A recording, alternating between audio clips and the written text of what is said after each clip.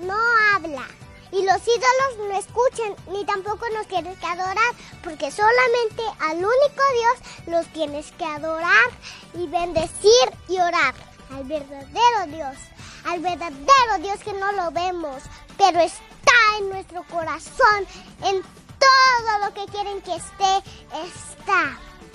Él hizo las cosas, todo lo que puede hacer es único para Él, porque Él hace todas las cosas que queremos nosotros vivir.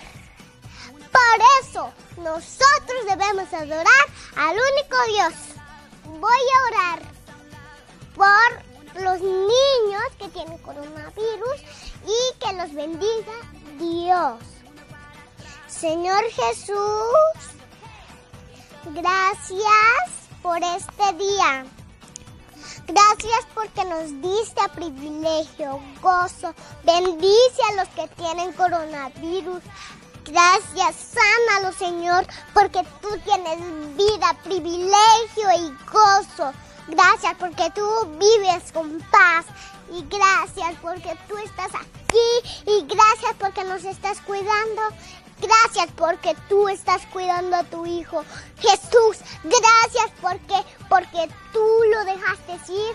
Gracias, Señor, porque tú estás allí. Gracias, Señor. Sabemos que tú estás en todas partes. Estás en tu corazón. Estás en la vida que tú quieres estar. Gracias, Señor, porque tú hiciste todas las cosas.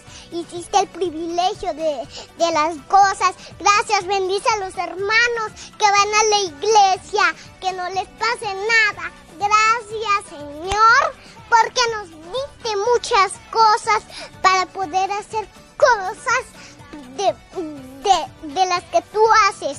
En el nombre de Jesús, amén y amén.